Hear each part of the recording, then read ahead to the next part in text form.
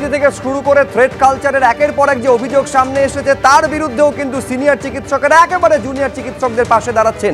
এই রকম যখন ছবি তখন সেই ডাক্তারদের যারা আন্দোলন করছেন তাদের সরাসরি হুঁশিয়ারি দিচ্ছেন তৃণমূল বিধায়ক হুমায়ুন কবির। দিনে দুবার ব্যবহার করো স্টপেজ ক্রিম আর নিজেকে রাখো এভারগ্রিন কেয়াশেড আরোমা থেরাপি স্টপেজ ক্রিম আর খুঁজে পাও নতুন আমিকে। তিনি বলছেন ডাক্তাররা শুধু নিজেদের স্বার্থ দেখলে আমরাও মানুষের স্বার্থ রক্ষায় এবার রাস্তায় নামবো। ডাক্তাররা সরকারি ভাতা বেতন নিচ্ছেন, মানুষকে পরিষেবা দেওয়া তাদের দায়িত্ব।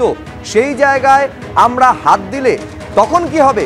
একজনকে ধর্ষণ করে খুন করা হয়েছে, অপরাধী শাস্তি আমরাও চাই, কিন্তু সেটা নিয়ে দিনের পর দিন পরিষেবা বন্ধ করলে প্রতিরোধের অধিকার আমাদেরও আছে। ঠিক কি বলছেন হুমায়ুন কবির, দেখুন। আমি বলছি ডাক্তাররা যদি এইভাবে অমানবিকভাবে শুধু তিনাদের সিকিউরিটি আর তিনাদের স্বার্থ দেখতে থাকেন তাহলে আমজনতার স্বার্থ দেখার জন্য আমরাও রাস্তায় নামতে বাধ্য হব। আমি অন্ততপক্ষে হুমায়ুন কবির এই ক্যারেক্টারের লোক। ডাক্তারের যেমন বাঁচার অধিকার আছে, ডাক্তারের যেমন সরকারের কর্মচারী হিসাবে সমস্ত বেতন তুলছেন, সুবিধা ভোগ করছেন, তারপরে তাদের যে দায়িত্ব যে সাধারণ মানুষকে আউটডোরে পরিষেবা দেওয়া, আমরা যখন সেই জায়গায় হাত দেবো তখন ডাক্তাররা কোথায় যায়?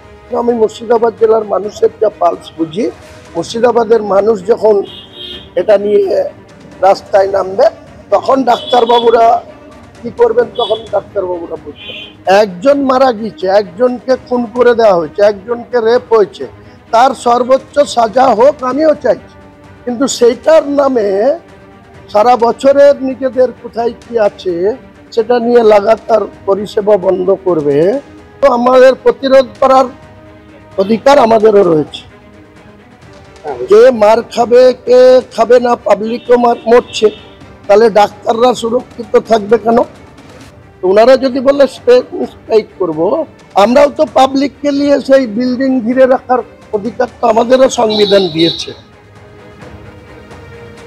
আমলাদের একটা অংশ যেভাবে আমাদের সরকারি দলকে ভুল পথে পরিচালনা করার অভিপ্রায় নিয়ে চলছেন, তাতে আমরা পাবলিকের কাছে আমাদের অনেক প্রশ্নের মুখে পড়তে হচ্ছে। আমাদেরকে তো আগামী দিনে নিজের দল এবং সংগঠনকে ধরে রাখার ক্ষেত্রে আমাদেরকেও পদক্ষেপ করতে হবে, কারণ আমরা তো মাসের পর মাস এইভাবে চুপচাপ বসে থাকতে পারি না।